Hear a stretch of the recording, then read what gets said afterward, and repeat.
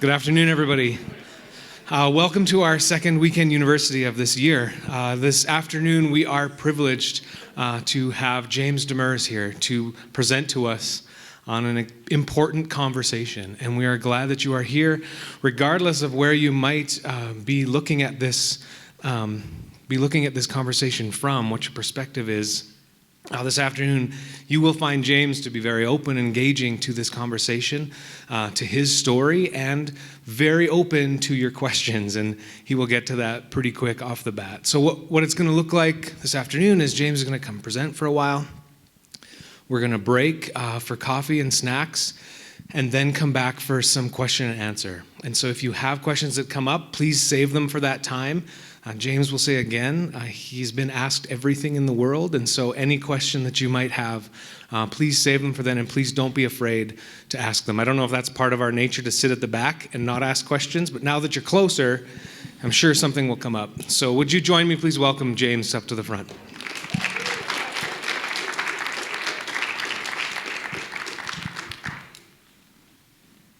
Thank you very much. So first disclosure, who hasn't had coffee yet this morning? I've had too much, so if I start talking really fast, I'm sorry. My name is James Demers. I'm the executive director of the Fairy Tales Queer Film Festival, and part of the programming that we do is what's called Outreels, which is we go into the community and either deal with film or presentations to the community on semi-controversial, interesting, slightly uncomfortable topics. That's what I do for a living. I'm gay for pay. It's very exciting. There we go. That's the other part of this presentation, is when we're talking about trans issues, there's a lot of tension because there are a lot of serious things that we're going to talk about and statistics that can be difficult to deal with. However, I genuinely believe you can't transition without a sense of humor. You are allowed to laugh. Okay? When I make a joke, you can laugh. I'm not going to jump down your throat about it. And then the final stage is I have transitioned in this province 7.5 years ago. So October was my maniversary. Very exciting for me. So yes, you can laugh at that. See, here we go. We're working on it. It's working out. And so between transitioning in the province and doing these, I also taught a sex education show on CGSW for 9 years. You can't embarrass me. So this is your opportunity. For the next 2 hours, you can say nothing wrong. You can say nothing offensive, and I will answer you. Does that sound good? That's our deal. Okay? I will also specify if we talk about subjects where you probably don't want to ask somebody on the street because they will get upset. I'll still answer your question, but I'll explain why. So I'll give you as much context as I possibly can. Okay, so I'm trans, if that wasn't immediately apparent from the opener. We're going to run through a Trans 101 presentation. I'm not going to PowerPoint you to death. This is mostly so I remember what I'm talking about. Does that sound good to everybody? So I'm transgendered, so I was born female, and I transitioned to the province, like I said, 7.5 years ago. I started transitioning at 19. I'm 26 now. I did everything in the province, and my transition took place over the funding cuts as well, so I'll kind of address a little bit of that. But what does this mean, besides what the Herald seems to publish a lot of lately? So we're going to discuss the continuum of sex, gender, sexual orientation, and gender identity. There are a lot of terms here. I'm going to give you the basics of them. No one on this earth knows all of them because their language is constantly evolving, so that's okay. I will give you the basic breakdown. We're going to talk about what being transgender means. We're going to talk about etiquette when interacting with trans people and go into a bunch of language. And I promise it won't be boring. We're going to talk about grammatically correct gendered language, which is just a tick of mine, because if anybody's ever heard somebody say the gays, there's an equivalent for trans people, and it makes me crazy. So we won't do that. We'll talk about gender identities, and then what does it actually mean to transition, and then we're going to have a break, because that's a lot of information, and you can caffeinate, which I think a few of you are definitely holding on for, and then we can go into a Q&A. Does that sound good? Okay. So, what is sex? Besides the obvious that you all just thought of because it's Saturday morning. So sex is a legal category defined by your genitalia. So interestingly enough, if you guys were to pull out your driver's license and your Alberta healthcare card, your driver's license says sex and your Alberta healthcare card says gender, which is bizarre because we use them interchangeably, but that's actually an incorrect use of them. Orientation is who you fall in love with. Does that make sense to everybody? Who you fall in love with can be a spectrum of types of people, or one type of gendered person, or the person you met at the bus stop last week and you don't want to explain it because it was a Tinder date and we don't have to go there. Gender is how you identify and present to the world. So how many self-identified women in this room are wearing pants? Put your hands up. Okay, so 100 years ago, in several cities in the United States and Canada, what you're doing right now would have been illegal.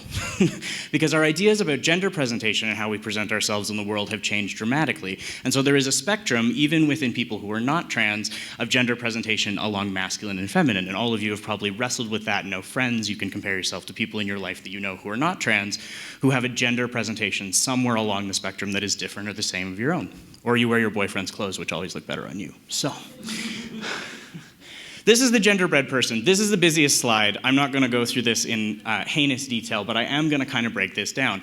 So this is how identity, attraction, expression, and sexuality play out in one human being. And I'm not sure Shrek would necessarily approve of this, but I think it works really well. So identity. The easy way to remember this is, everyone familiar with the difference between hardware and software in a computer?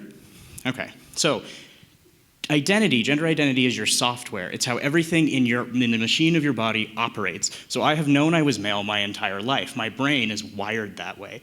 And we have seen in scientific studies where we've looked at trans people's brains that we're actually right, which is super exciting. So we have discovered over time that when I say that my brain was wired male and I've always been male, brain scans actually prove that that is the case, which is super exciting. So if you have friends that have a science basis, there is a basis for us. We're not just crazy. I think I'm a little crazy, but I think it has nothing to do with my gender. So how that works is, I used to joke, and I still do occasionally, that my brain was a Mac and my body was a PC, and I just upgraded my hardware. Does that make sense to everybody? So that is actually the easiest way to remember sex and gender. Software, hardware, you can upgrade one or both, or you can add some memory. I wish we could all add some memory. Okay, attraction, who you're attracted to. What's really important to know is that gender identity is separate from who you're attracted to. So for example, my sexual orientation is not transgender, which is confusing when you go homosexuality, bisexuality, and then transsexual, and so that I joke anybody that I date is the real transsexual because they're into me. But that is actually not how you use the phrase. So attraction is who you're attracted to. That can shift and change over a transition, and we'll talk about that. Expression, how you put your clothes on in the morning. So the famous RuPaul quote is, you're born naked, everything else is drag, right? So think about it, right? What you're wearing today would be different than if you're going to a wedding, which is basically wedding drag, or it's different than if you were going to a big corporate meeting, and it's different than Christmas morning when you're like, I put on pants and I have coffee, and that's all that's happening today. So the clothing that you put on and how you present yourself in the world is your expression, and that can happen along gendered lines, but it can also happen along socioeconomic lines for levels of formality and how we choose to present ourselves. I can't stand yoga pants, but some people look really good in them, and that's a choice. That's a gendered expression, right? And then they started making yoga pants for men. And, it's like a good, bad thing. Somebody is just like, not a thing. No, okay. And everybody's allowed to have their choice. It's good. It's all right. And then sex is a legally defined category. What I want to point out with sex here is there's a separation to some extent between someone who is transgendered and somebody who is intersex. So have anybody heard the term intersex before? Okay, so one of the most common, oh, I see you at the back. You can come in. Oh, they brought coffee, so they're staying safely in the back. Okay, so is everyone familiar? A couple of years ago, there was a female runner in South Africa who almost had her gold medal taken away because she had an XXY chromosome, and the Olympic Committee, which is the only governing body in the world that tests chromosomes because of the Cold War, it's a lot of politics, has tried to take her gold medal away, and South Africa stood up for her and said, no, she won the race, she's keeping it. So what that means is, she had an XXY chromosome, so that means she had what's called androgen insensitivity syndrome. So in the same way in diabetics that their body doesn't recognize insulin, and you need to reintroduce it, her body would not recognize testosterone. So she developed female. That's just sort of how that worked, because everyone in their body has a balance of estrogen and testosterone. But what's interesting about that is without having sensors in her body that recognize testosterone, she would have had to work 4 times harder to win her medal, so that her win was a significant biological kind of celebration for her, and that's exactly why. So sex works along those lines. Does anybody have any questions about that? Because that's a lot. All right. So identity and the way that this all piles out in people for all the math nerds is really more like a 3-dimensional graphing chart.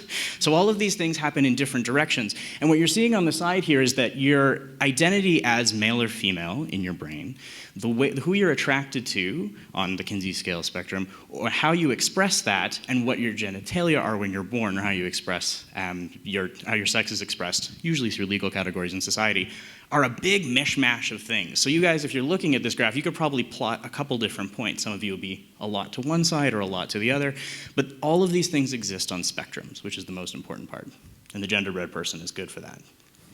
Okay, let's get into some definitions. Because I've probably thrown out a lot of words where you're like, there are too many isms here for me to, yeah, that's fair. I am ism to death in my regular life, I understand. Okay, so transsexual is someone who is medically seeking medical intervention, including surgery and hormone therapy. Transgender, or trans asterisk, thanks to Tumblr, is an umbrella term that's used to encompass many self-identities and gender expressions in the community. I have a gender umbrella coming up, and you guys will have an idea of exactly how many I'm talking about. It's infinite and always changing, and so this blanket term can be really useful, but it encompasses more than just people who are medically seeking to transition. Transvestite, someone who cross-dresses for psychological or sexual fulfillment. What's interesting is the highest statistical percentage of transvestites are actually straight married men. They have conferences. I'm kidding, not kidding. There are full-on conferences, and I think it's mostly so their wives can hang out and be like, he's always stealing my underwear. So, see, we can actually laugh at this today. It's okay. It's a good thing. And so often people who cross-dress have no desire to medically transition, right? So in the same way, it's sort of like a hobby for them that can be deeply personal, in the same way that I think for a lot of people, Star Wars is a deeply personal hobby. It's one of mine, so that's okay. So these three definitions make Rocky Horror like the most confusing musical on earth, because you have the transsexual transvestite from Transylvania, and none of those things are the same thing. So it's a great song. I love the musical, but it's not all the same thing, just so you know. And then genderqueer is someone who identifies closer to the middle of the gender spectrum. Genderqueer can also be synonymous with androgynous, but they can also be separate identities. We'll get into that in the next slide. But they may or may not opt to medically transition. So these are the four you will see super, super often. These are kind of your four common categories before we get to this. So this is a whole massive mix of what can fit under the trans umbrella. So in the same way that I'm going to use the term queer fairly often in the presentation, which is a self-identifying term for the LGBT, etc. community, because there's now 26 letters in the acronym, and it gets really tiring to say it over and over. So we've adopted queer as an umbrella term. Trans asterisk, or the transgender umbrella, is another umbrella term for all of these things. But it can include things like drag kings and drag queens, people who cross-dress, which we discussed. It can encompass Aboriginal identities, like two-spirit identities, for example, which are specific to Aboriginal spirituality. And it can encompass people who are medically transitioning and everybody in between. This is a lot of information. There's no test. You don't have to memorize this. But the idea behind this is that there is a whole lot of spectrum in gender that we have ignored for a really, really long time, primarily in North American cultures. And so this is what actually exists under the surface in a very big way, and these are fluid and changing and being added to on a fairly regular basis. Okay, so primarily from here I'm going to be talking about people who are medically seeking to transition, because there's a social component to medically seeking to transition that's very important, and if you're going to interact with people on a regular basis, let's talk about language. So how many of you looked at this slide and like 5 or 6 of those terms make you really uncomfortable? It's okay, you can put your hand up. I can see you, it's all good. Good. So let's talk about where they come from. So tranny is primarily a holdover from the porn industry, which is why it's really complex and can be really difficult for trans people to handle. She, male, and he, she are the same thing. It is actually my least favorite of all of those. I could pretty much put up with anything, but it really bothers me. It's an objectifying word. And so to reduce somebody to remove their humanity is where we get it. That's where it comes in. Trap. This is the concept of like, you didn't tell me you were trans and you've trapped me somehow, which, trust me, we were just nervous on the date. That's what happened. It's like when you walk into somebody's apartment and it's a disaster. I think that's more of a trap, frankly. Hermaphrodite is a term that used to be used in medical literature from about the 1920s up until about the 1960s. It's actually a really cool word in some ways because it stems from a Greek myth that Hermes and Aphrodite had a child together so beautiful they couldn't determine its gender, and hermaphrodite is the word that came out of that legend. But it was used so brutally by medical literature to perform experiments, everything from experiments in Nazi Germany all the way moving into North America up until the 60s, on trans and intersex people, that it's become a really derogatory word, so just don't use it. It doesn't necessarily apply. It qualifies as an intersex condition, like hermaphrodism, which you will see sometimes, qualifies as an intersex condition, which is a little bit different on a biological level. But having said that, there are 114 different intersex conditions that range from physical conditions to chromosomal malfunctions, and anything in that range is qualified under that umbrella. T-girl and boy, same thing. So this is a reference where just don't use them, right? I self-referentiate as a tranny occasionally in private because I think it's funny. But the rest of these will be really complicated. If you use them with somebody that you don't know well or use them as a shorthand, it can be problematic for people in a big way. So real, bio, or natural. So I can donate blood and organs the same as anybody else. I also take on the same heart attack and stroke risk that's higher in men as anybody else. So on a biological or natural level, I'm dealing with the same health risks and the same biological chemistry as anybody who was born male. So it delineates, and especially real, like are you a real man or not? We could get into a real man argument, but we do not have time to go through that today. So preferred here is, some people you have heard the term cisgendered. You guys heard that a couple of times here and there? It's just a singular for single gender, as opposed to transgender, which is transitioning. It's a short form for transitioning from gender to gender. So cisgender is used occasionally. It's originally an academic term, and so it's starting to be used in popular consciousness, and if you haven't heard it, don't feel bad, that's fine. If you have heard it, it'll start to come up, but it's a delineation so that you can avoid saying like real man, real woman. Instead, cisgendered would be the appropriate term. Okay, so problematic sex change, pre-op, post-op, non-op, female-bodied, male-bodied. So I used to use bio guy a lot, and I don't as much anymore. But asking somebody if they've had the sex change, which is some sort of like magical, like go away for 2 weeks, and there's some sort of Disney like Sailor Moon transformation thing, it doesn't work that way. And we'll get into what a transition process looks like. So asking somebody if they've had genital surgery, which is usually what we mean by sex change surgery, is sort of wildly inappropriate if you don't have the correct context. How many people in this room have been asked what their genitals look like within 5 minutes of meeting a stranger? Yeah, a couple people, that's interesting. Who are your friends? No, I'm kidding. And we're not talking like this wasn't a Tinder date, like what have you got going on, like no. So it's pretty common for trans people, the assumption, and this is part of the dehumanizing that happens when we're using terms like it, for example, is suddenly like, I must know what you look like, and somehow people assume that they have a right to that information, and I know you're all wildly curious, and we will get to that. When I say I will answer anything, I mean it. But what this does is it reduces trans people just to their biological parts and kind of removes the opportunity for you to see them as people first, for example.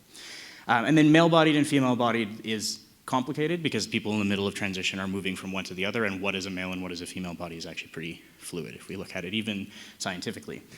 So yeah, don't reduce people to their body parts.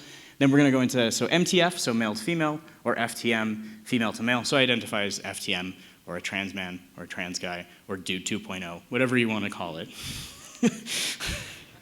Although I really should up it to like 3.0 at this point, it's been a while. But transgenders is grammatically incorrect. That is the equivalent of saying the gays. Does that make sense? So transgendered people, trans folks, that's fine. A transgender, also grammatically incorrect. You can probably feel why it's grammatically incorrect as I say it. And a transsexual, unless it's like A+, is also grammatically incorrect. And then a trans for the same reason. So trans people, trans community, a trans-identified individual. So that's just a grammar thing that makes me crazy. Okay, let's talk about pronouns. So what are some ways to ask someone what pronouns they prefer? You say, what pronouns do you prefer? That's it. That is the magic key. That's literally it. It is the equivalent to doctors now asking someone if they have a partner as opposed to do you have a boyfriend, girlfriend, husband, or wife. It leaves the opportunity for the person to self-identify and come out to the doctor as, say, maybe on the queer spectrum. It also gives people the opportunity to be like, I prefer these pronouns, instead of you having to do the very Canadian thing of getting it wrong and then apologizing for 15 minutes, which is significantly more awkward for us than it is for you. And had it happen to me quite a bit, especially when I was earlier on in my transition, and eventually had to get to the point where I was like, look, you're way more upset about this than I am. Just, it's fine. And it genuinely is fine. So if you mix up pronouns with somebody, just apologize and move on. That is really the best option. Be like, sorry, and switch back. And the easiest thing to do is just ask somebody what pronouns they prefer. If you're not sure, to them it will communicate that you're aware that there may be a genderqueer, trans-related journey going on with them, and they'll be far more likely to open up to you and talk to you about things from there on out, rather than misgendering somebody continuously. So when we're looking at genderqueer spectrums, not everyone who appears to be male or female or somewhere in the middle to you will identify that way. So it's a good option to just ask. There's nothing wrong with asking. It's way more fun than apologizing. Does that make sense? Okay, this is everybody's. Who here is sitting here being like, but what surgeries did you have? There we go, uncomfortable laughter, excellent. Because that's what everybody wants to know. All right, so I will run you through what it actually means for somebody to transition. The largest confusion with trans people who are transitioning is that, and I think Caitlyn Jenner can be a really great role model in some aspects, minus the Republican part, but whatever. That's a whole nother conversation. But what's interesting is Hollywood has perpetuated this idea that somebody goes away for 2 weeks, 3 months, something like that, transitions in a magical land, and then comes back as a woman, as a man, whatever it happens to be. That is wildly not the case, and when we start talking about, this will give you an idea of why bathrooms are such a big deal for us. So, the complex process in Alberta right now today. So, you come out to yourself as trans, then you have to find a psychologist. You have to see a psychologist for a minimum of 3, sometimes 6 months. They diagnose you with what is diagnosed in the DSM-5 as gender identity disorder, GID. Once you have that disorder, you find a GP or family doctor who's trans-friendly. There's 4 of them in the city. Now, any GP can handle trans people, but how many of you are struggling to find a family doctor, had a heck of a time finding one, or don't have one right now? Yeah. So try getting into 4 of them. That makes it really complicated. So you find a friendly GP, they can prescribe hormones. Both of those, the psychologist and your GP, have to send referrals to a psychiatrist. There are 3 of them in the province. One of them is working at Foothills, and there are 2 in Edmonton. And then they are your gateways to surgery. The wait time for all of these things, in just this section of the process, can be anywhere from 1 to 3 years, for example. So if every time you make a referral, you're waiting for an appointment, the appointment waiting time for all of the psychiatrists who deal with gender identity issues in Alberta is a minimum of 2 years, okay? So during this time, you're potentially on hormones, maybe, maybe not, if you haven't found a GP, but you're still working, going to school, dating, buying groceries, harassing your Starbucks barista for your regular, whatever you happen to do in your day-to-day life. And you're not given the option to just go away and let this happen because it's a requirement of the medical process that you live as the gender you are transitioning to during this process. So we don't have a choice to use men's washrooms or not, for example. We have to, which isn't fun for us either. When men's washrooms are not an upgrade in my life, they're gross, okay? Like, I don't understand, and this is, I'll stop ranting about men's washrooms for a minute, because all the guys get a little uncomfortable, I think. But like, I don't understand why guys can spend hours and hours being snipers in Call of Duty and can't hit the bull. Like, you've had this your whole life, man. Your whole life. Jesus. So, there's that. But, I don't know. It's just one of those things. But who loves hanging out in public washrooms, like, for fun? It's the ambiance that really does it for you. Yeah, I don't either, and I don't know anybody that does. So we will get into a little bit more bathroom politics from there. But ultimately, at the end of the day, we're using them because we have to, because we're required. And actually, trans people have a really high instance of UTIs and urinary tract infections because we avoid using public washrooms for things like 8, 12, 16, 18 hours during our day, because it's actually such a difficult experience for a lot of us. So you are required to come out to your friends, family, your work, and your school by the medical process when you transition, to the point where your boss often has to write your doctor a letter, which is lovely. So any of you who've dealt with different medical issues with your doctors, usually you didn't need your work's permission to like get your appendix out. We do, which is complicated and problematic for all kinds of reasons, but it's a reality of our process. Changing your name or sex on legal documents, when I transitioned, you had to be rendered sterile in the province of Alberta in order to change your gender on your driver's license. So that makes it a little bit complicated. I didn't particularly care because I wasn't planning on having children anytime soon. But despite being an Irish Catholic, I really did not follow that. So, and you pay for name change on everything individually. Now the province has changed it so you can change your gender right away. And you can change all of your government-recognized ID in one fell swoop, which is fantastic, saves you hundreds of dollars. FYI, if anybody wants to change their name, it's $250 and fingerprinting. Go for it. So I did something a little ridiculous when I changed my name, and I enjoy it very much. My middle name is legally Soda Pop, right? Because it's awesome. So there's that. But also because I couldn't change my gender until years down the road in my transition, which meant every time I got, say, pulled over by a police officer, somebody at a bar checked my ID, the beard and the F on my ID made it a very complicated conversation for me. But when you put a ridiculous middle name on your driver's license, that's all a bouncer ever sees, is the date of birth and your ridiculous middle name, and they pass you right on through. It's like a stormtrooper, like, gif. It's beautiful. Just move along. So it worked out really well. Actually, my roommate's middle name is Danger, so he one-upped me. So it worked out really well. His name is literally Danger. It was good. So that can be a really complicated process. Anybody who's gotten married and had to change everything from your library card to your credit card back and forth, and every person you talk to change your ID, you have to come out to over and over and over. And you're like, okay, so I need to deposit this check and change my gender and what else? So that can be an interesting process. So it requires being out all the time. It requires being visibly trans and being part of society that way for a significant period of time. Hormone therapy. So I'm on testosterone. I'll be on intramuscular injectable testosterone, meaning I give myself needles every 2 weeks, which I had to get used to. I have a lot of tattoos, and I thought it would be kind of like that. It's not. So, so you go on hormone therapy for trans women, people who were born male and are medically transitioning to female. You would go on androgen blockers and then estrogen. I just went straight on testosterone, which is lovely. One thing makes simple, I'll take it for the rest of my life. It seems to work well. I'm much hairier than I used to be, and my voice dropped. Yahtzee, great. So hormone therapy is great. What it does do, however, is it means you go through puberty again. So who went through puberty here? Everybody? Who wants to do it twice? Yeah. Who wants to do it twice at 20, 30, 40, 50, 60, 75? Yeah. So going through puberty twice is awful. Even though it's in the direction that you wanted to go in the first place, it's not super pleasant. And voice cracking is awful. So I'm sorry, guys. I did not understand in high school and junior high. That is not pleasant. It hurts. And then everybody laughs at you, which happened a lot because I do this. I talked and did a lot of presentations during the middle of my transition, and so people got to witness live voice cracking a lot. It was good. So going through puberty twice is not pleasant, but it's part of transition. So now, here's where you're at. You are out, potentially on hormones or not. If you're on hormones, you're also going through puberty twice, and you have to live as a trans person in public. The total range of somebody's transition to their done point, which is actually really flexible for people depending on who you are, is anywhere from 3 to 9 years. Okay? So this is a very, very long process, which is why the Hollywood idea of go away, transition, and come back like magically Sailor Moon transformed isn't super helpful to people who have to live their day-to-day life open and transitioning, and we're not really given the option whether to do that or not. The reason we're not given that option is because it's really important to learn as a trans person at sort of growing pains how to interact socially, emotionally, psychologically, and to the world in a new gender. You do get treated differently. We can believe that gender equality is this beautiful, wonderful, magical thing that we have. The reality is that's not true. So it makes it really interesting to go from one to the other and to have those attributions of power and benefit of the doubt and how you're treated change. I was in Atlanta recently, actually, at a trans bodybuilding conference, which was phenomenal. It's really quite a lot of fun.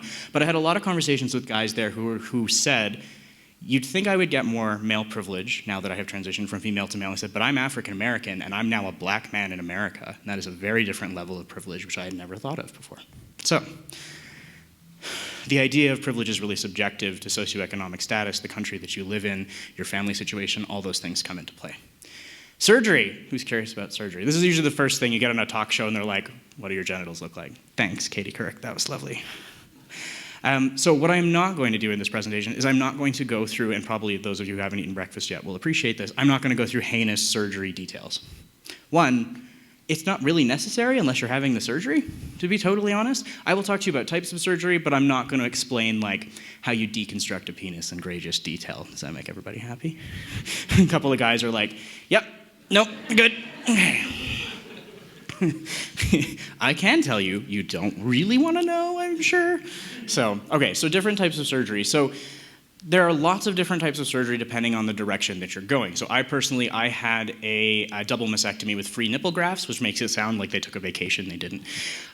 So I had a double mastectomy with free nipple grafts. I had a total hysterectomy, and then I chose not to have any bottom surgery after that. And we'll talk about that in a minute. And so for trans women, there's a whole range of things from breast augmentation and tracheal throat scraping, because one of the things estrogen doesn't do is it doesn't lower your voice. Because your vocal cords are just two pieces of cartilage that are thicker or thinner, and the tone at which air passes through those, like a guitar string, so the tone at which air passes through those two pieces of cartilage is your voice. It's actually, go on YouTube, look up vocal cords, they're really gross looking, but it's cool to watch them work.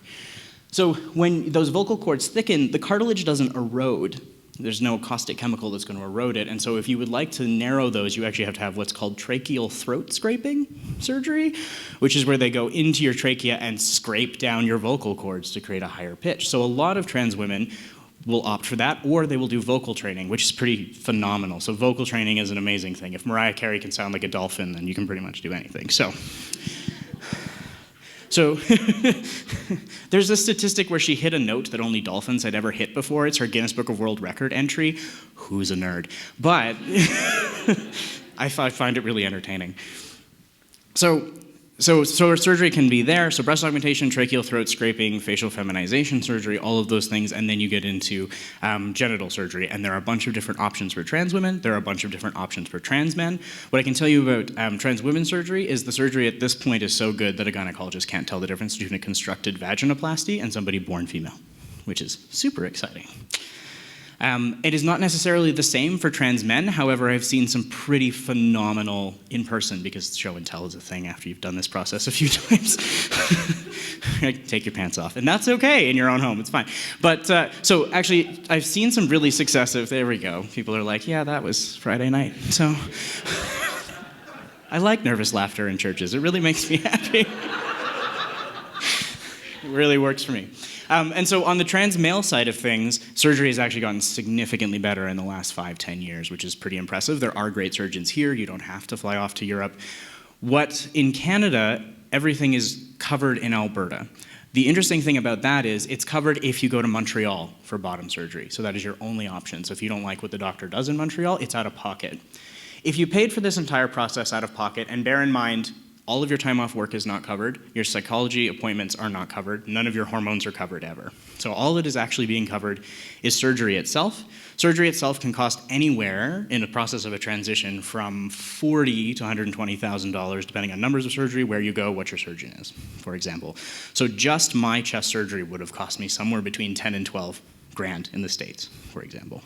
So there are people that make a choice between buying a house and transitioning. There are people that make a choice between they will sell their house, their condo. I know people that have lived in motorhomes, trailer parks in order to transition because it was more of a financially viable option for them. Also, hormones in the United States are double the price that they are here, and that's just because it's the States. And in the United States, because we are listed in the DSM, because gender identity disorder is listed in the psychological section as a psychological disorder, it is almost impossible in places in the States for trans people to get health insurance. Because we're crazy, apparently. So I think it should be listed as an endocrinological disorder because your brain, as we've talked about earlier, is wired one way and you're just bringing your body up to meet that. So in the same way that you wouldn't do surgery on someone who is schizophrenic to cure their schizophrenia, doing surgery on someone who's trans to cure their gender identity disorder doesn't make a lot of sense. And so that's problematic, and that's why people have issues with being listed in the DSM, and it just becomes a large technical question. So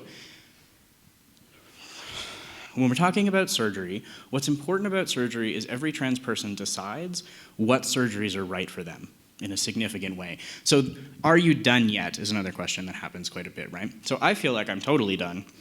I'm super happy with, and by the time I got through my 2 surgeries, I was like, if I don't have to sit in the waiting room again, I'm just not going to. Because you spend a lot of time sitting in waiting rooms unpaid trying to make this happen, because it's really important for people. But wherever a trans person, the individual trans person, feels that their surgical journey is done, is when they're done. So done is not all of these surgeries in these lists, otherwise you're not trans enough or it's not legitimate. It's wherever that person feels comfortable. For some people, for some trans guys, for example, that's just chest surgery.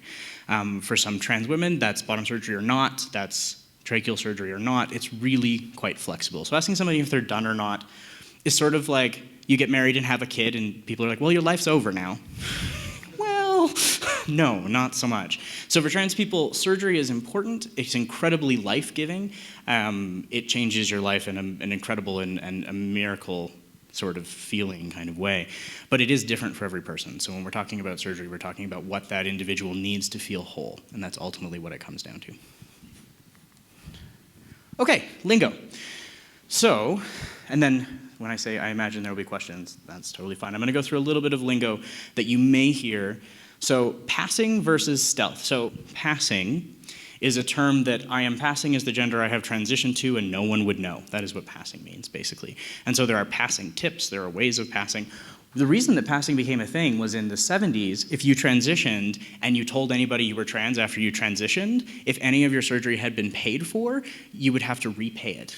So you were considered a failed transsexual. So people were encouraged to leave their families, leave cities, leave their jobs, move, start a new life, be someone else, and never tell anybody. And that was part of their mandated medical process. So passing came from like a requirement that we were required to fulfill, which is where stealth led to. So once you were passing and you moved and left your entire life behind and started over, can you imagine your doctor telling you to do that? Like, move to Edmonton, ignore all of your friends, get new social media accounts, and don't ever talk to anybody you know ever again. Stealth came out of that. So that is somebody who has transitioned and has no interest in anybody else finding out, talking about it, etc. There are people that are stealth at different levels. So there are some people that are like not out at work, but they're out with their family. But I do know people who are not out to their wives' families, for example, which can be a little bit complicated, as you can imagine. Turned it off. There we go. Because we all have a past. I did 9 years of Girl Guides. I'm actually really proud of that. It was great. I did 9 years of Girl Guides and played women's rugby, which was also phenomenal and probably why I'm so queer. But, so, yay, women's rugby. So people have histories, right? And imagine having to erase all of your baby pictures, your entire childhood, leave that behind. A lot of people who go stealth deal with things like blackmail, for example, but so do people who are passing. So if you're out if you pass in your day-to-day life and you're not out at work and someone in the company finds out, there are a lot of people that get blackmailed about their previous gender status, which is ridiculous and really unfair, but it definitely happens. And it happens to people like teachers who are in precarious positions. If they have one parent that has some issue with the fact that they're trans, you can lose your job. Right now, in Canada, not in Alberta anymore, it's very exciting. So the recent trans legislation that was passed by the government has prevented all of these things from happening. But when I transitioned, for example, there was no, like in marital court, people had their children taken away. There was no housing or employment protection. So I lost my construction apprenticeship because of my transition. They were basically like, good for you, get out. Because they can do that. And on a Canada-wide level, we have not yet passed protective housing and employment legislation. It exists for gay, lesbian, and bisexual people. It doesn't exist for trans people. What this has been turned into is, you probably heard of the bathroom bill that's been going through federally. That's what that legislation got turned into. So, a legislation that was supposed to cover family court, employment, and housing issues was then handed over to, and I'll get a little political here, bear with me, the Conservative Party, which were like, no, you're pedophiles who want to hang out in bathrooms, so we don't want to pass it. And so it's been deemed the bathroom bill in order to prevent it from passing. What it's supposed to accomplish is to bring trans people up to the same human rights code ordinance that the rest of the LGBT community currently enjoy. Does that make sense? So hopefully it passes, because it's gone through Parliament 4 times. So it's just been like 5 years of waiting for people to be able to, like, get a job.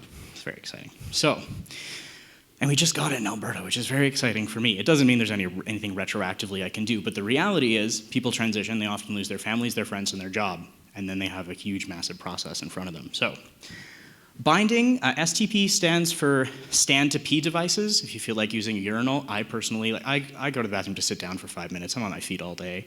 I don't know if anybody else is just like, I'm gonna check my Facebook and sit. That's what I wanna do right now. But I've never seen standing to pee. I'm like, then I can't sit ever. Like, I'm gonna stand for like 15 hours, and again, it just never appealed to me particularly. And then there's the aiming problem. That's a whole other thing. Binding is pre-chest surgery. Most trans men will bind breast tissue, and they will do this with binders, which is the best option, which can be fairly expensive and actually in this city can only be purchased online. And they're the equivalent of an incredibly dense Lycra sports bra tank top combination. So some of you guys will be familiar with sports bras. I got rid of all of mine. So binding can be done with this, but often it's saran wrap, duct tape, ace bandages, whatever people have available, which, as you can imagine, so ace bandages, for example, tensor bandages, are designed to go around things like your knee or ankle when you have a sprain, and they compress continuously to provide support to that limb, right?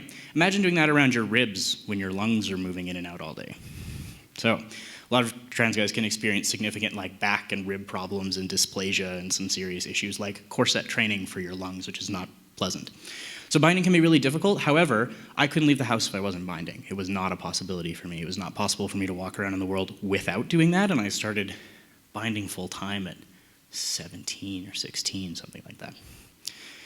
I lost 15 pounds when I had chest surgery. If that gives you an idea. So I was close to a D, so binding that level was pretty intense. I think it's funny because it's like if I was going to give birth, I would have had twins, but not so much. So, all right, T and E, so testosterone and estrogen, these are just shorthands for the hormones that are really common in the trans community, so you'll hear them passed like, are you on T?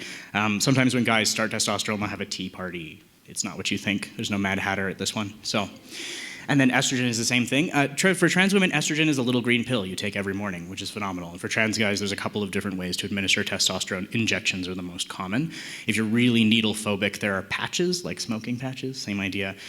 And they're not bad. I think they look a little funny, but works for me. And then dead name. So when you change your name, it results in a talisman that gives you a very clear sense of identity, right? So it's sort of like if somebody was to call you by your maiden name all the time on purpose after you had gotten married, that would feel a little bit odd, right? And you're like, what's the point of, like, what point are you trying to make?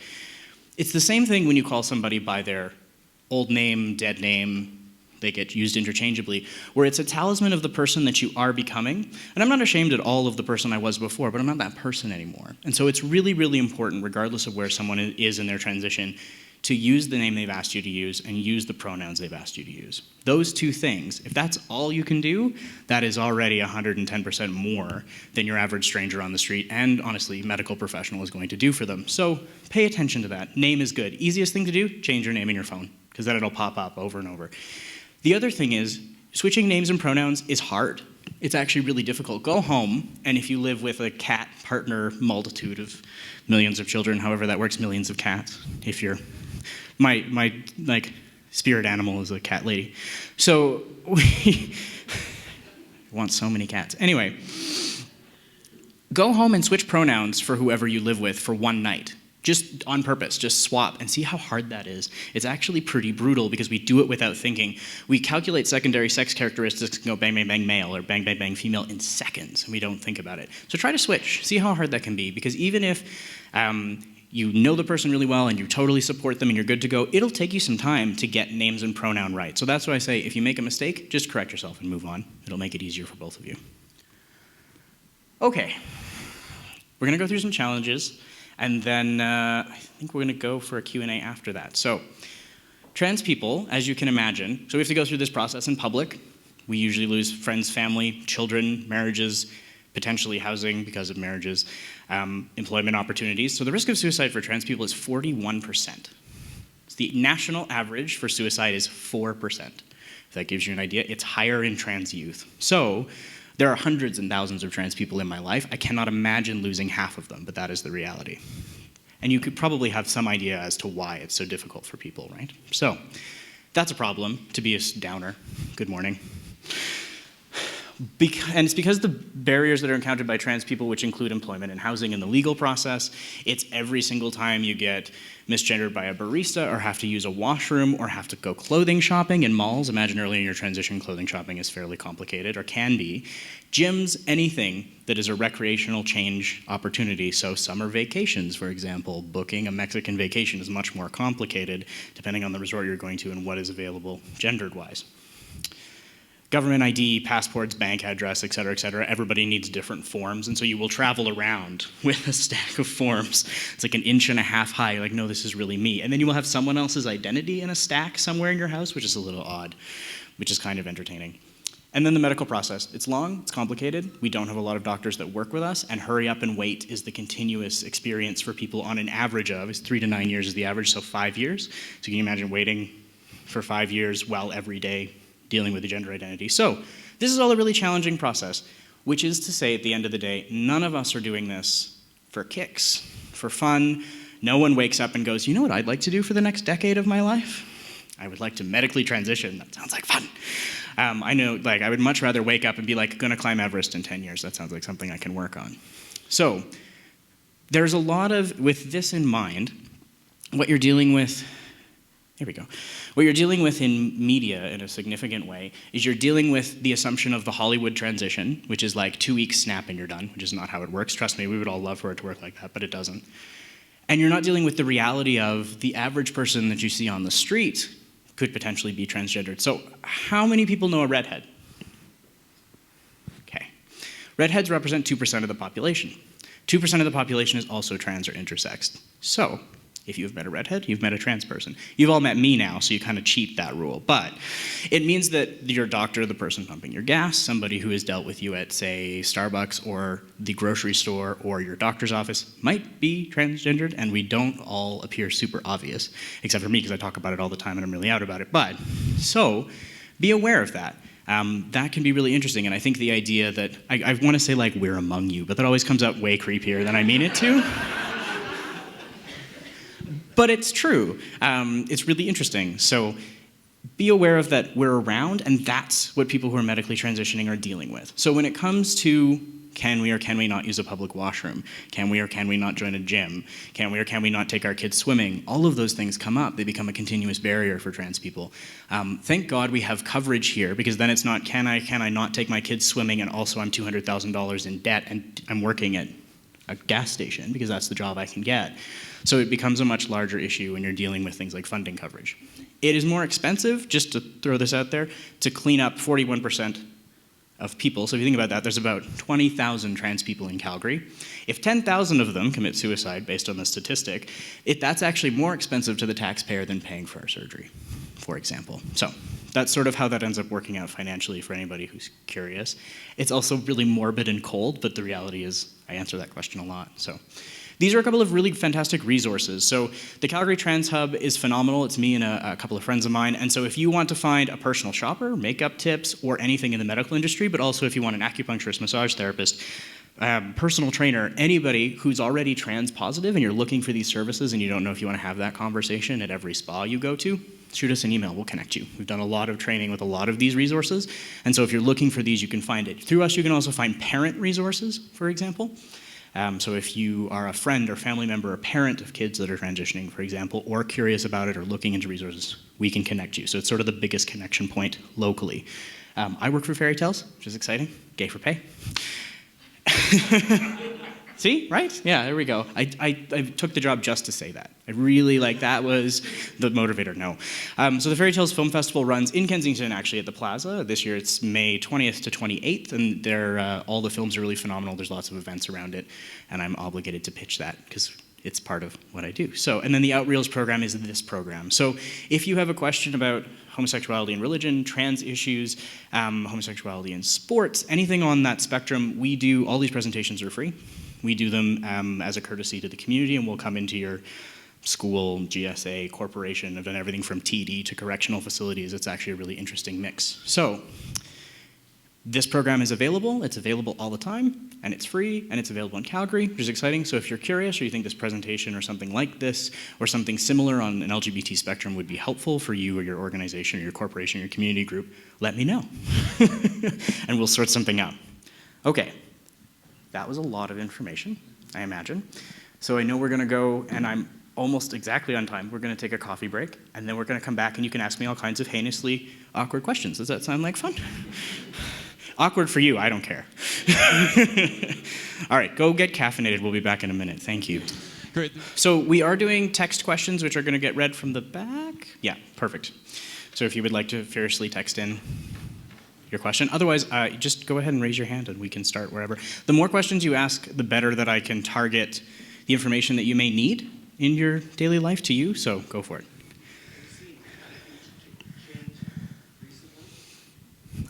Yes. In a large way, yes. Attitudes have changed significantly in some people.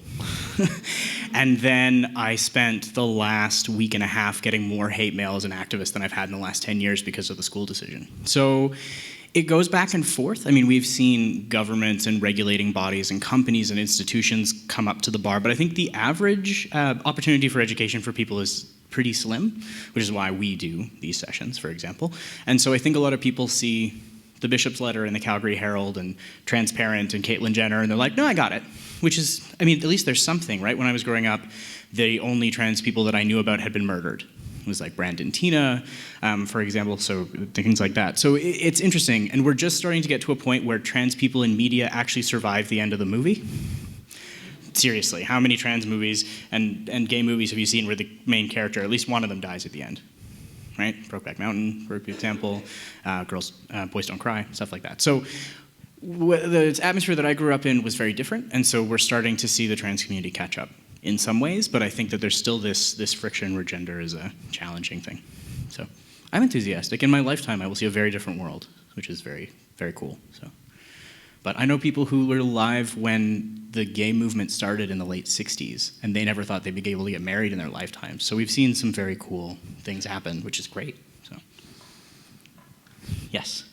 You talked about how the idea of sterile. Oh, yeah. Can you expand on that a bit? Like, I hear that and I'm like, what? Oh, you're like, that's some euthanasia bullshit? Yeah. Anybody else feel like that? I felt like. Well, and it was like, I had to have, like, I was planning on having a total hysterectomy anyway. That was part of my transition process. For me, it was important because nothing sounds like changing a tampon in a men's washroom, okay? So, like, nothing sounds like that. Like, what are you putting, sugar in your coffee in the stall? What are you doing? So, and also, I don't understand why tampon manufacturers make, like, are they the same people that make chip bags? Like, why are they so loud? Like, Sun Chips now brings you tampons. I don't, anyway, side rant, but, God, doesn't make any sense. So, yeah, but, having said that, so it was important for me, but that would just happen to be the regulations at the time, which could be complicated for people. So, for example, Thomas Beattie, so the trans guy he's had 2 kids now, he had kids because his wife couldn't, and they really wanted to have kids, which I think is a pretty incredible gift to give to a partner. And so some people will opt to keep reproductive organs like ovaries, for example, in the opportunity that they want to have kids that are biologically related to them, which is a desire that a lot of people have. And so there's some flexibility there, but what it did is if you wanted to have kids later on, you were stuck with an F in trans guys' perspective on your driver's license and passport, which is a bigger issue forever. So the TSA, speaking of passports, and then I will get back. I tend to digress, too much coffee. So the TSA, the Transportation Safety Administration, in all of North America, if your gender according to them, whatever that happens to be, according to the person you happen to deal with, doesn't match your ID, they'll cancel your flight, no refund. And there's no recourse for that. So every time I travel, I went to Europe for all of November recently, every time I travel every country I went to, the chance of me being canceled and stranded was completely on the table. So that creates a problem. So having your gender match up with the way that you look on your identification is super important for reasons like that, which you wouldn't think about until you get to security and are like, what? Like, I can't go to my kid's wedding now? Thanks, that's great. So that happens. But those regulations have changed now. But when I went through it, yeah, rendered sterile was the actual terminology in the government paperwork. So, which for me, I was like, yep, get rid of them. My cervix was the best thing I ever misplaced in my life. So, seriously, cramps? Gone. And I'm sorry, all of the women in the room, like, I understand. I really do. But yeah, best thing I ever got rid of. So for me, it wasn't a big deal. For other people, it creates all kinds of other, like, technical issues that then become this constant part of your life. So, yeah. Change is good. I have a text question back here. Yeah. In the presentation, you've identified as both gay and as transgender. Ah. Is that common in the transgender community? Is your partner male and female? Just can you talk a little bit about that, how that works? Yeah, who dates people like me? We'll cover that. Okay, so Much that one, but no, it's totally. I mean this in a completely open and joking way. Like I said, this is the non-offensive zone. Don't worry about it. So I identify as a queer trans man, which is just my, like, short way of being like, I'm super queer, and I grew up in the queer community, so I was kicked out of my parents' house at 15 for being a lesbian. I was very strongly lesbian identified until I transitioned, and then my orientation actually shifted to more in the bisexual realm once I had finished transitioning, which is possible that can happen, and a lot of that is when you're going through puberty the first time, and not as a trans person, but anybody, when you're going through puberty the first time, when you're trying to figure out, like, who you're attracted to and who you're into, a lot of that has to do with your, like, growing into a fully realized adult, right? Trans people do that twice. So often we haven't hit that fully realized adult, like, who we're attracted to at our core until we're ourselves properly, until we're whole. So transition can make that a switch for people. But I identify, ultimately, I'm bisexual, and my partner's back there. So I tend to date women in long-term emotional relationships, but identify as queer. I mean, my job is queer. I've had an incredible life in the LGBT community. I started volunteering 24 hours after I got kicked out of my parents' house in the LGBT community. My family, my support system, the reason that I get to do this is all based in working and being part of that community, and so I'm very much connected. And so it's an important part of my life. Can you help explain some of the overlap between gay community and queer community? Yes. So the gay community is what we used to just call the LGBT, TTQIK3, etc. All of those are actually things. I wasn't making that up. Like usually I go LGBT, LMNOP, and that actually covers it, but this is more specifically, there's a bunch of identities in there. So because that acronym has gone from the gay community to the gay and lesbian community to the gay, lesbian, and bisexual community, and then the gay, lesbian, bisexual, and trans community, and then the gay, lesbian, bisexual, queer, questioning, two-spirit, genderqueer, kinky community. Queer is easier. That's why we do it. So there's some overlap. Some people use the term gay community, some people use the term queer community, some people say LGBT. They're all acceptable. They all can replace each other. So that's actually a really good question. It's generation. I find it's generational. So elders in the gay community, they would call it the gay community. I would call it the queer community. Do find it queer as an offensive term, but in about the mid-90s, it started to be reclaimed by a lot of the ACT UP HIV and AIDS activism that was happening at the time, and then it became a word that encompassed more of the community in more detail in some ways, and so if you were working in the community anytime from about the mid-90s to present, queer will be a common colloquialism for you, and before that it wouldn't have been. So that's just a generational linguistic change. So I use it, but my grandparents are like, don't call yourself that. I'm like, no, it's okay. My grandparents are awesome, so. Anybody else? I was wondering if you have any, suggestions for if you're, say, like working with kids or youth and their parents are not supportive of them, like starting to identify as trans or genderqueer or something like that, and sort of saying like, don't indulge them, like don't go out of it, or. Oh, parents. I know lots of wonderful, amazingly, incredibly supportive parents. I really do. And then I know a lot of really awful human beings that shouldn't be parents. So it goes both ways. The biggest challenge for genderqueer or transgendered youth are their parents. If their parents are supportive, there's tons of options. If they're not supportive, they have to wait till they're 18. What's a challenge for that is if they're waiting till they're 18 to do anything, say medically or self-identifying about it, then imagine. I knew that I wanted to be a boy. From the time I was 5, I told my grandmother at 5, and she looked at me and said, well, girls can do anything boys can do, but better, so don't worry about it. Well, okay, so, which is awesome. My grandmother raised 3 girls and, took no prisoners, which was pretty amazing. But, so kids are sort of dealing with, if they're hyper aware of their trans status, I knew, and then I reached a certain age where telling people I wanted to be a boy wasn't okay anymore. It was not societally acceptable. My parents were not okay with it. And so I just buried it, because what do, right? It sounds crazy to be like, I think I'm in the wrong body, which is sort of an outdated concept, but I think I'm in the wrong body, or I think something is wrong and I don't know how to explain it. And 5, 6, 7, 8, 9, 10-year-olds, that is a hugely complicated conversation. It's a hard conversation to have at 30. So a lot of kids bury it and then come back to it when they can access it, but if they have a hard time burying it through their teen years, then they're suffering through puberty in the wrong direction, fully aware of what's happening to them, which is pretty awful. So it can kind of go both ways. For some parents that are nervous, but they feel like this is not something that's going to change, an option is like hormone blockers, for example, which have been used since the 50s and 60s for various things. All it does is delay puberty. So some parents that are like, look, you're 12, we'll put you on hormone blockers. You can make your own decision at 18, but we're not doing anything in between. So I've seen people do that for parental comfort, because at 18 in Alberta, you can make all of your own medical decisions, and then they leave that up to their kid to make those decisions. So it's out of our hands in a lot of ways. You can give them all the information under the sun, but if they're not comfortable with it, then their kid will just have to go through puberty aware, which is rough. I can't make it more happy than that, unfortunately. It can just be really tough. So if parents, the important thing is to give parents information and support. There's a parent and family support group in Calgary, which is really great, and they can just talk to other parents and be like, but I don't think it's a real thing, and actually say that out loud to other parents and talk about it. That's really important. So if they're willing to use those resources, great. If they're not, their kid will figure it out, or they won't, but most of the time they will figure it out. And the advent of the internet means that kids can have access to other trans kids faster and give them those little glimmers of hope as they go. But it is a very, 6 years if you're 12 feels like a very long time to wait. So to then do a 9-year process. You talked a little bit about trans-positive healthcare providers. What does that mean exactly? And then how do they make themselves known to the trans community? Put a rainbow sticker in your window.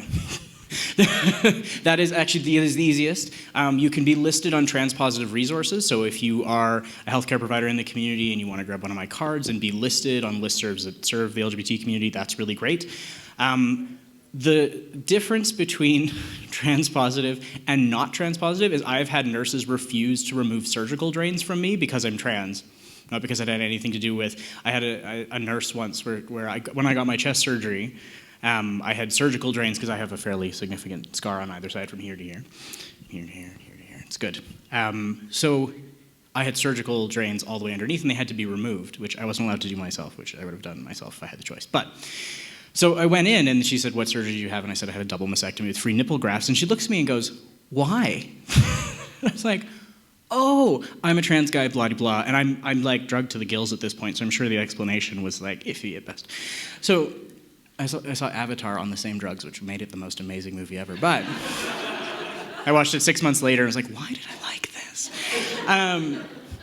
And so she goes, "Yeah, I don't deal with people like you," and leaves the room. And that's pretty common. That happens. And same thing with, like, I have been told by general practitioners, family doctors, that they don't want to see trans people because they don't want trans people sitting in their waiting room making other people in the waiting room uncomfortable. And so they won't advertise. So the easiest way to advertise if you are queer positive or LGBT community positive is to get on one of our lists, because then we'll send it out to everybody who might want to access you, because the default setting is they're not interested, which is challenging. And it's just the reality. They have the right to refuse service for some reason. But honestly, do you want somebody begrudgingly working on you who actually doesn't think you're a person? Probably not. So we try to support trans-positive practitioners as much as possible. Anything better than that is good, but having some basic understanding of names, pronouns, how do you identify, "I'll take your cast off now, thanks," is pretty straightforward. Oh, go ahead. So as far as like advocacy and things for the trans community, when like to a parent you say, "This is what I look like, this is what my ID says," the cop stops me, what is your ideal situation to see like where society will go, or laws that will be passed, or things that will make the community accepted and not feel outcast and not feel stigmatized? Like, where are you hoping to see it all go?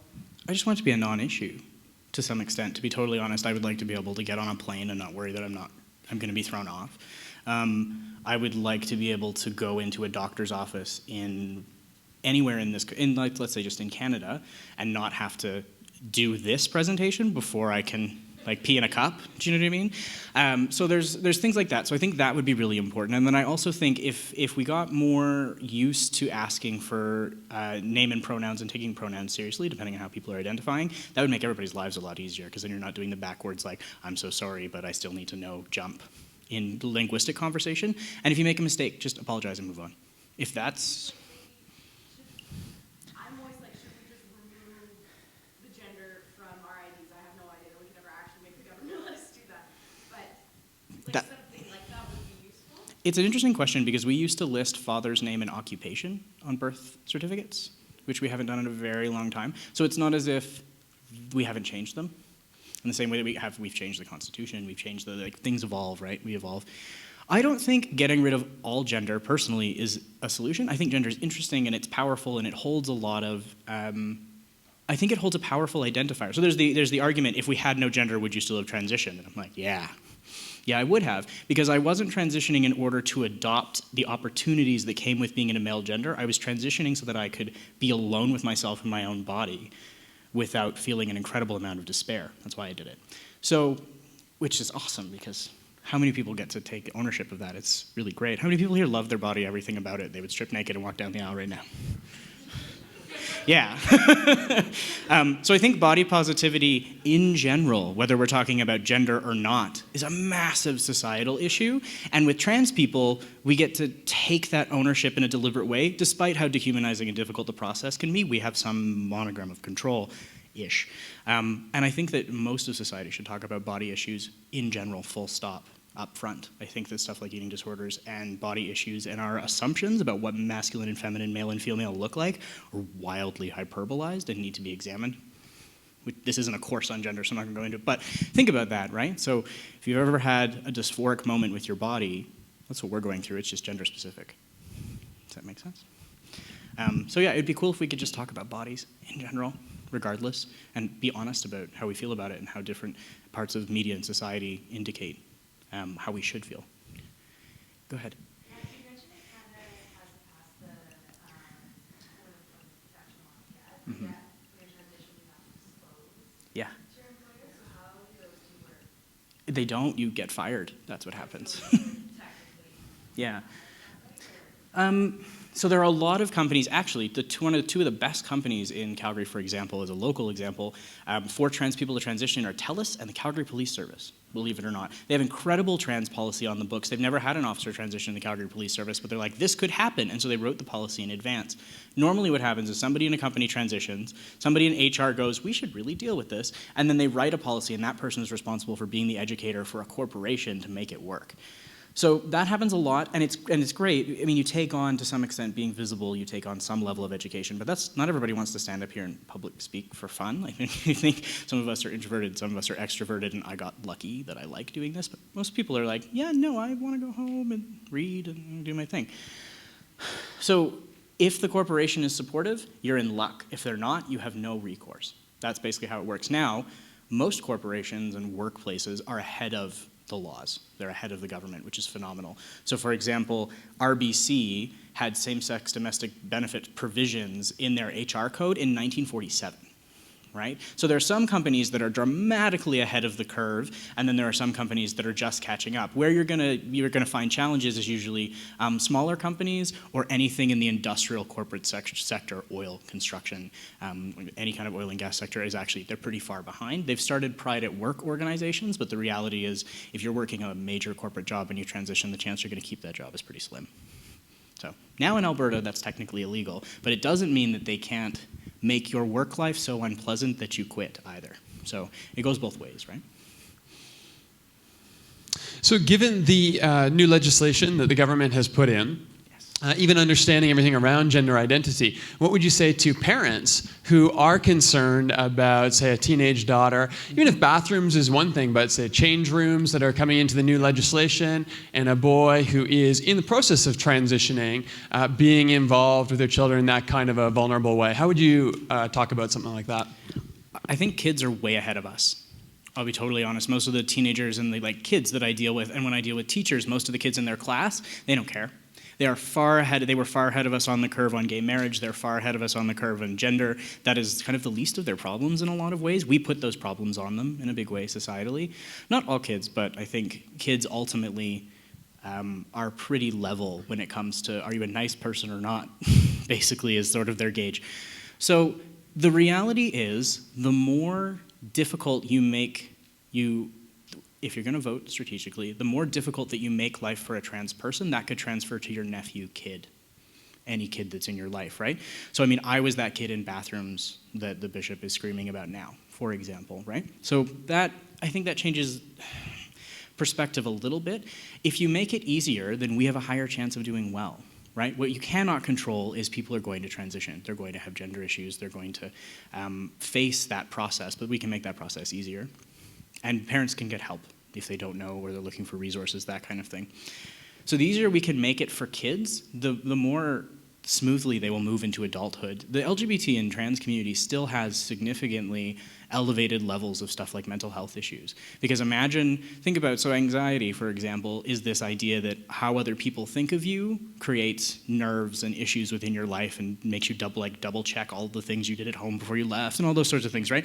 And if the base in anxiety is what people think of you, imagine being trans on the street or imagine being gay in a small town, for example. And so it gives you a legitimacy to this level of concern. And so if we can alleviate that, that would make a huge difference. And the other thing is people often transition and they don't feel comfortable going and receiving more mental health services because people assume once we've transitioned, everything's hunky-dory and the rest of our lives and our stress and our jobs and marriages breaking down and all those life things that we also go through don't happen. It's like, well, you transitioned, so you're happy now. You're like, well, yeah, but I still worked 65 hours last week, and do you know what I mean? I had to put my dog down. Life happens, and so we don't get as much service provision for those sorts of things, which can be a problem. If we had that, it'd be a very different world.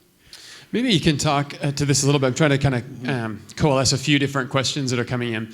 But, and I know this is going to be personal depending on every person, But again, on the change room, bathroom issue, what's the point where some people decide to make a move to a different gendered bathroom? Because, I mean, certainly a man like yourself to say, well, that transgender person should be using a female bathroom is absurd. It's going to make people far more uncomfortable for you to be in a female bathroom than in a male bathroom.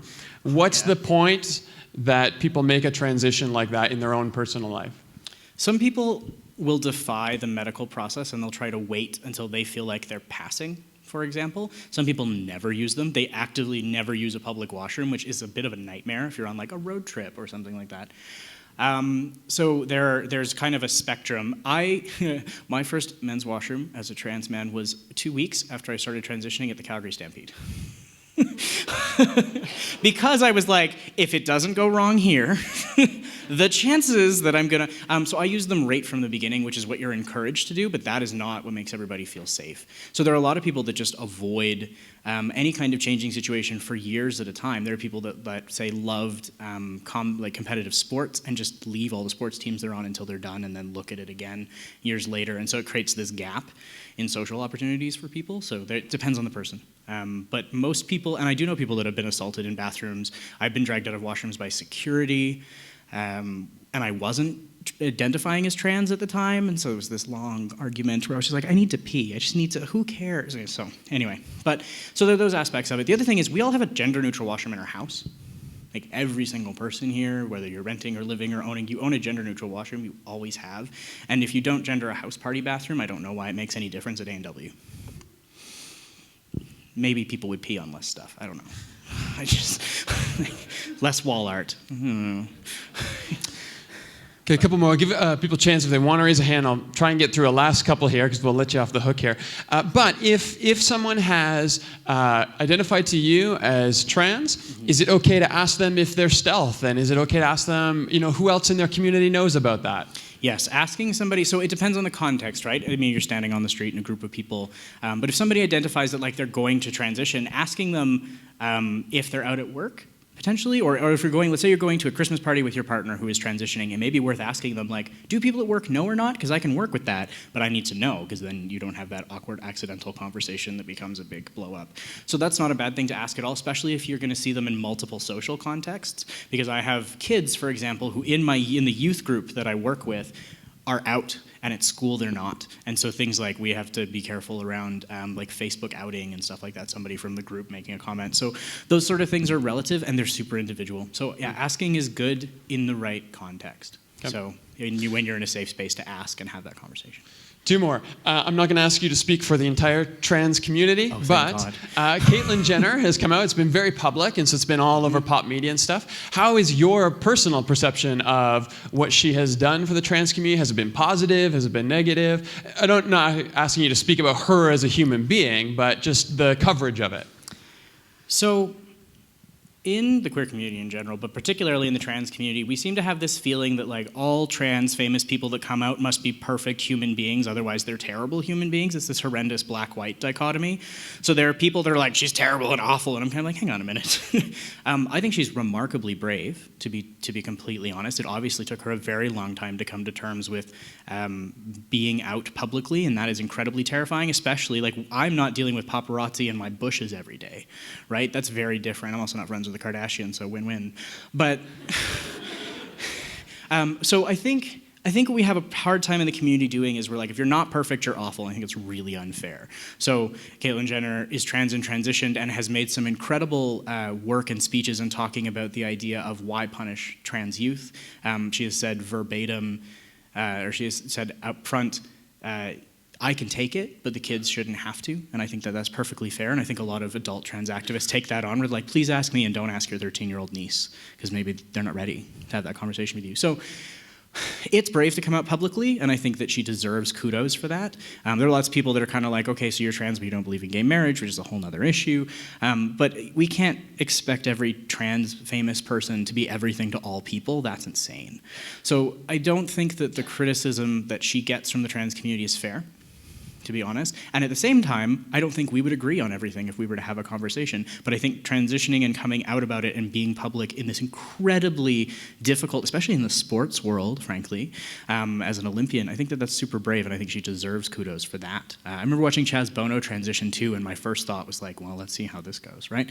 And who has received lots of praise, but also a lot of crap. I think Dancing with the Stars was an incredible example of where the internet can just kind of destroy somebody on principle because they're famous. So we're pretty cruel, honestly, to people who transition in public, and that's really hard. So I think we should give them a break, to be honest. So would I sit down and have coffee with her? Yes. Would we disagree about a lot of things? Yes. Do I think she's brave? Absolutely.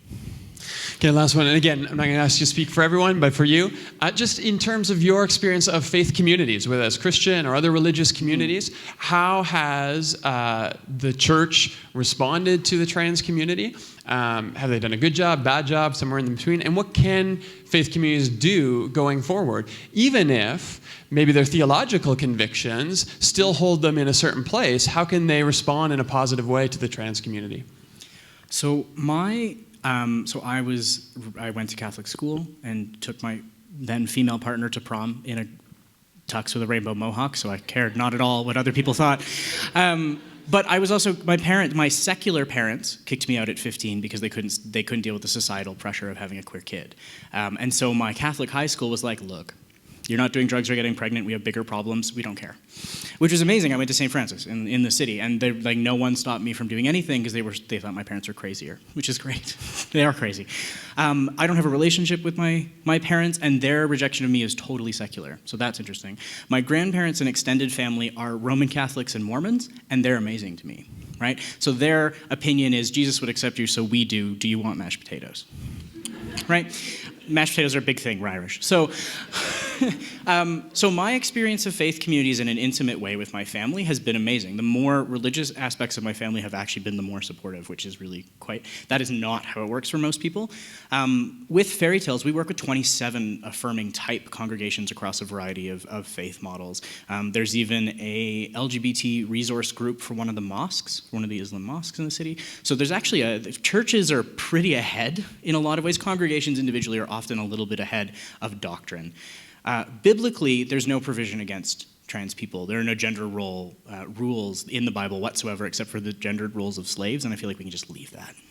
I feel like we don't need to get into the issues around that.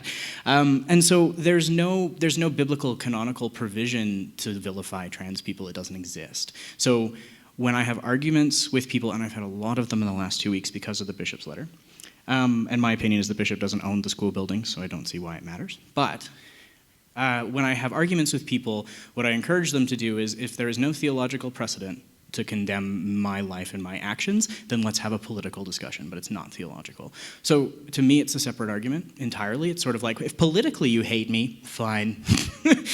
Don't invite me for dinner. That's fine. We don't have to agree, but it's not a theological argument because there's no basis for it, in Christianity anyway. So, and other religions in the world, so for example, Hinduism and Buddhism have multiple deities within their religions that swap gender, that have multiple genders. So Kali, for example, in Hindu religion, depending on the story, is a different gender every time. So there are cultures where the religious basis is actually very gender fluid, and our Christianity just isn't. So one of those things. So it's not an easy conversation to have, I don't think, with anybody, but I think with no real theological basis, if you want to have a political issue with how I live my life, that's fine. We're in a democracy. I'm totally okay with having that conversation. But at the end of the day, religion doesn't have to play a part in whether or not I can pee somewhere, I don't think. That's my opinion, obviously. And the experience in my life with religious people I'm close to has been incredibly positive, and they just don't see it they don't see it as a complication or a problem or something that they were taught not to understand. A lot of people, really, I think in the last 20 years, had never even considered people gender transitioning unless it was on the Maury Povich show, which was not the most pleasant way to be introduced to it. So except from trashy TV, I feel like we haven't had a lot of opportunities to tell our own stories, and now that we are, I don't think it's a conflict at all. Cool. Well, thanks. I really want to say thanks for coming and being part of us today. Appreciate it. Again, all of these weekend university type events that we're doing, we've got 4 of them this year. We're doing one on Aboriginal issues later, and then on Christian contemplative practices later in the year as well. This is about us having opportunity to hear people who we don't normally hear, to hear stories, to interact with people, and have that influence us. And so again, this is not about a theological position for us as a community. It's about us as a community being aware and being compassionate towards people. So thank you for continuing to support and be here for these types of events. I know maybe James has a few minutes. He can stick around and answer a few questions as well. But again, let's say thanks to him. We really appreciate it.